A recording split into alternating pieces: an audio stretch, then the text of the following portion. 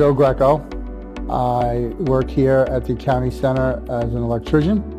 I've been here for 4 years, and prior to that, I was at Playland for many years. So I was 12 and my grandfather picked me up. It was August 13, 1989, and he took me here to meet Mickey Mantle. We waited online outside because the first 3,500 kids would get a free poster.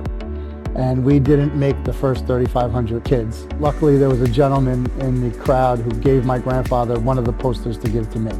We paid for a signed ball, and we also had the poster signed. I actually did get to meet him. It was upstairs here in the meeting rooms.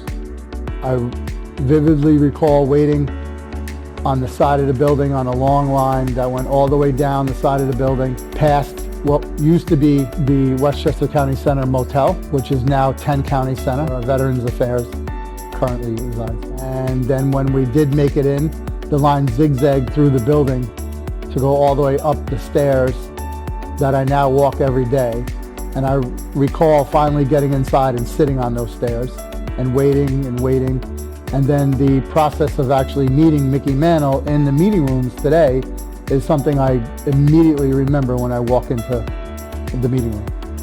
So we have baseball card shows probably 2 to 3 times a year, and being at them kind of reminds me of what a thrill it was as a child to come to that and to be able to go tell my friends that I met Mickey Mantle.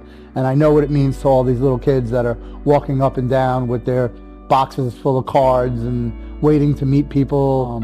We recently had half of the Yankees arrive here after a home game, and the lines were pretty long to meet most of the players. So you know the excitement on everybody's face when they finally get here and they know who they're going to meet.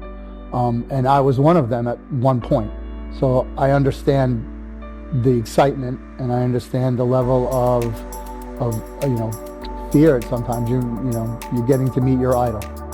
When my now wife and I were dating, we decided to make the county center the meeting place for our children to meet. And she took her oldest son and daughter, and I took my oldest daughter and son, and we all met here at a Westchester Knicks game. And my daughter and my stepdaughter have never been separated since. They are besties. Every year we come back and take the exact same picture. As employees, we tend not to ask for pictures or autographs. We're doing a job and they're doing a job. So respectfully try to stop ourselves from doing that. But there are some people who you're pretty impressed with. Recently, I was able to take a picture with Mariano Rivera, and just knowing how important he is to our community, baseball in general, and that he came here and it wasn't even a signing event. He came here to see his nephew graduate. Jonathan Quick was here, and he's from Connecticut, and he remembered coming here as a kid for different events, and I got to talk to him, and I was very impressed with what he already knew about the building. The most impressive conversations I've ever had with anybody famous that entered this building was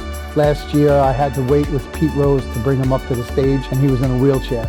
And this is several weeks before he passed away. And just sitting there talking to him for a little bit of time, he was attempting to convince me to move to Las Vegas, where the weather is always better.